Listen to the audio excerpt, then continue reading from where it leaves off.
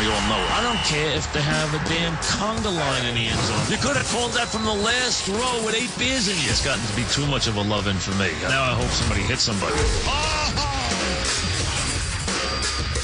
Studios of WFN in New York and simulcast across the country via Fox Sports 1. This is Mike's on Francesa on the Fan on this Monday, the second day in February, the day after. And a day after a Super Bowl can be either a very, tedious day or a very interesting day. And obviously, there's some things to talk about after last night's game. Now, let me say this. I'm sure a lot of you have seen a lot of stuff last night and this morning. I'm sure you've seen a lot of analysis. I'm sure you've actually watched people try to explain that away. And as you know, if you listen to this program, listen to me, you know that I don't put a lot of stake in play calls. I think play calls are overrated in most times. I think that specific play calls, in the grand scheme of things, often are not as important as people make them. There are exceptions. And one of the exceptions is the final seconds of a Super Bowl when the game is on the line. And that wasn't one of the poorer play calls in the history of the Super Bowl. And that wasn't a play that you can dissect in 10 to 20 different ways. That was the single worst big moment call in the history of sports. That was the dumbest, most ridiculous, no excuse, no alibi, no reason to do what they did. It is inconceivable that they did what they did last night. I'm sorry. There's no excuse. There's no explanation. Pete's explanation was stupid. Okay? He tried to come up with one. He took the blame. Bevel's explanation made no sense. They were playing for the next down? What? They were playing for the next down. What? Who calls a play on a goal line in the Super Bowl down 4 points playing for the next down? This was a brain cramp. This was as dumb, and the idea that the play caller with the head coach on a splitter got this play.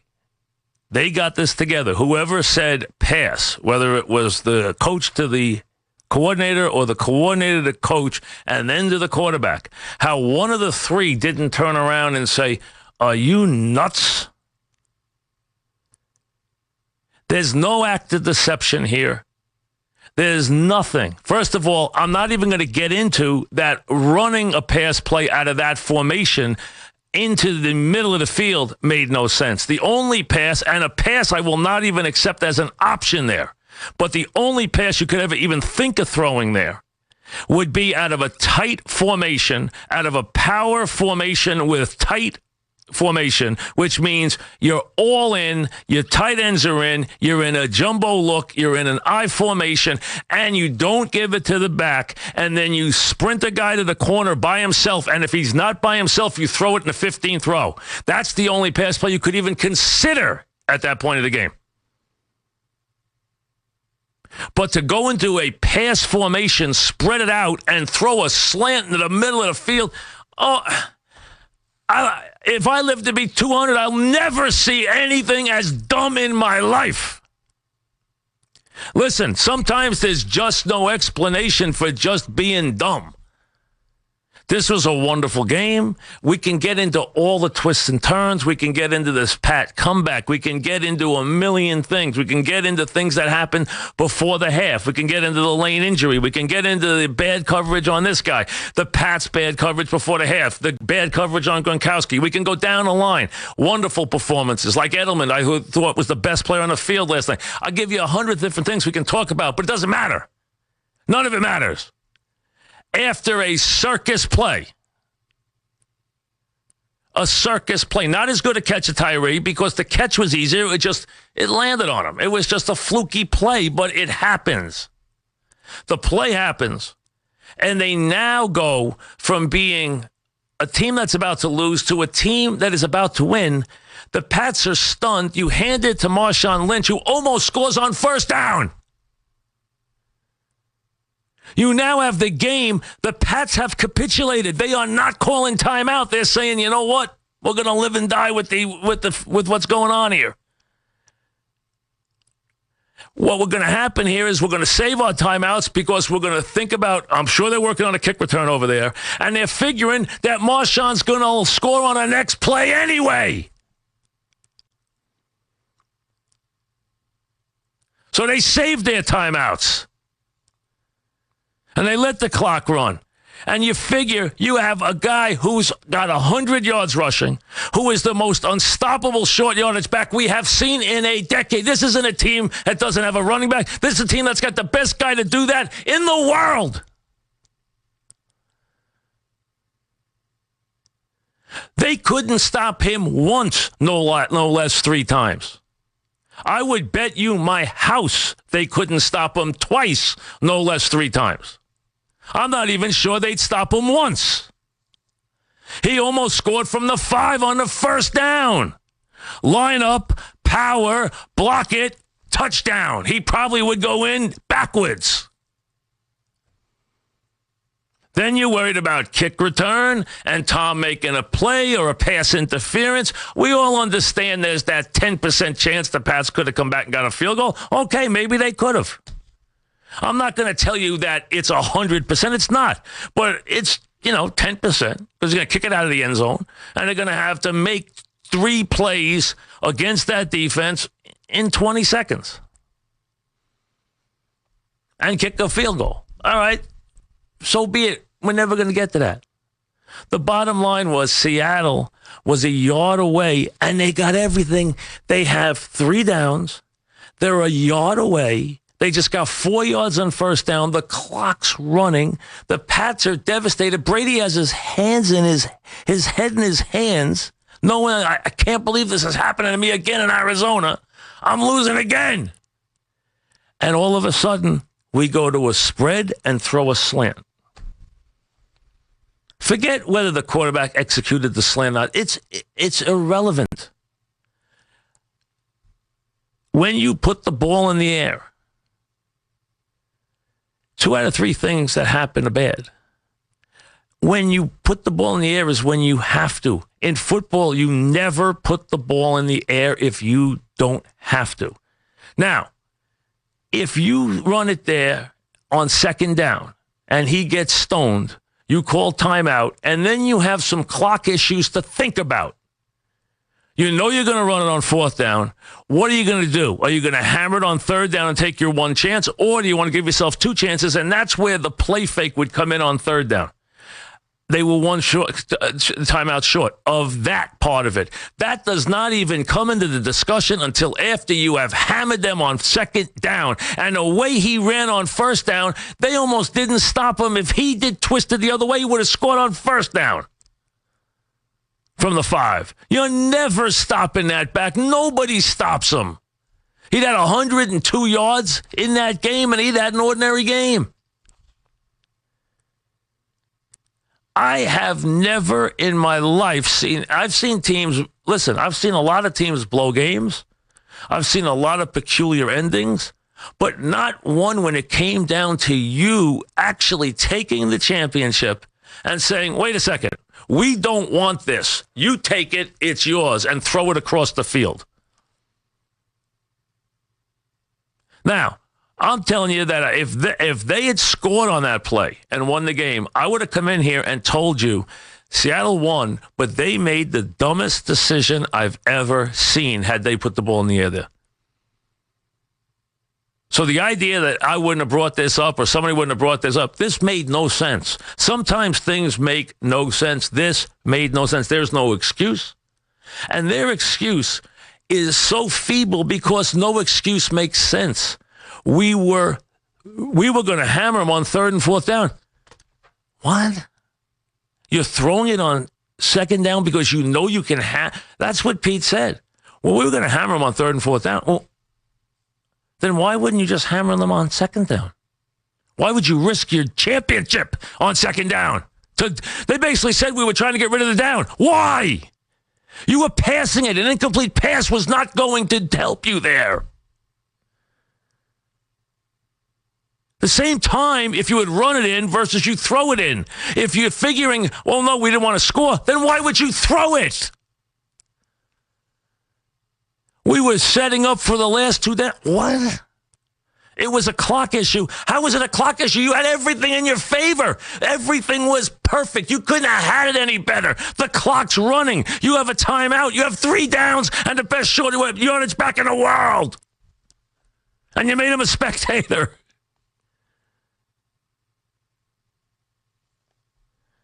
Those players wanted to say they tried to be good guys. And the only thing that kept this team from devastation is the idea that a lot of those guys, almost all of them, had won last year. So it took away some of the pain, or at least they didn't react the way the team would have reacted had they never won before.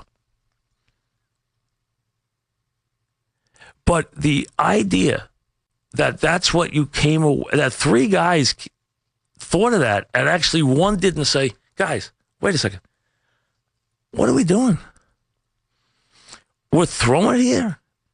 Why? And not only that, I'm not agreeing for 1 second that I would even contemplate throwing it. But if you were going to throw it, why would you throw it out of a throwing formation into the middle of the field? Throw it out of a complete power running formation where you have a play action pass. They jump to the goal line. They're in goal line. They're in tight. Everybody's going down and in as a defender. And you take it and you throw it to the back of the end zone and there's nobody there. Why throw a slant inside? You never throw the ball inside in the end zone if you don't have to. And they didn't have to even throw it. No, if they ran that play on 4th down, I'd be like, all right, I don't like it, but I could live with it. On 4th down, with no back. On 4th down with him there, I'm still running it. Because he's 90% to score on any single down. If I tell you that you have one play from the 1-yard line with Marshawn Lynch to win the Super Bowl from the 1, but you got one play, how do you feel? I think you feel damn good. You had 3, and you threw them away. 3.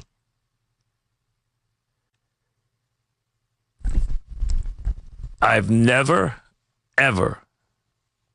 That's why there was a fight, because the players were just so insane that they lost. They didn't even know what to do. I forgave both sides the fight because you know what? Because Gronkowski, the Pats should have been so happy they didn't fight. But you know what? The guy did hit Gronkowski. So you know what? He got mad. I understand that. And I actually understand Seattle because they were just so stunned and upset. I mean, I don't know how you'd face your team. Plus, I don't know what. Didn't somebody think, guys, can we rethink this for a second? Just for a second. We have Marshawn Lynch. He got 4 yards on 1st down. He went from the 5 to the 1, and they barely got him down. Barely got him down on 1st down. Barely. We got the clock running.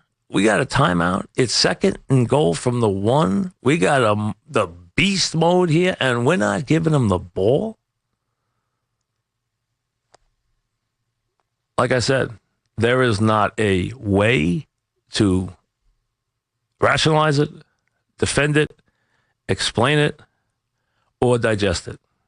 It is simply the worst call ever. And it cost them a championship. That game was Seattle's. Yes, they got a fluky play to get down there. I'm not saying they didn't. But you know what? That happens. That's sports. It would have been remembered as this crazy catch. It also would have been remembered as a good game. And it was a terrific game. I mean, you had everything there. You had Seattle taking charge. You had New England coming back. You had, wonderful performances. I thought some guys played terrific in the game. There was some questionable stuff on both sides. Seattle's defense clearly was not nearly as good as it was last year. They also had some guys hurt. Clearly, that Lane injury was enormous in the game. Enormous. That was underplayed. It should have been played up much bigger. It was an enormous factor in the game. But it didn't matter. It came down to one play. And Pete decided they handed to Pete the trophy, and Pete said, you know what? I got it last year. Here, take it. And threw it across the field. And listen, I'm not saying Butler didn't make a play. But that's a play that Butler never, ever, ever, ever, ever, ever, ever should have had a chance to make. The only thing Seattle should have been worrying about is getting the kickoff deep and making sure that they tackled inbounds and kept the Pats from getting the 50 yards they would have needed to get a field goal. I mean, that's why we watch, you know that? Because you never know when it's just going to get goofy. And that was goofy.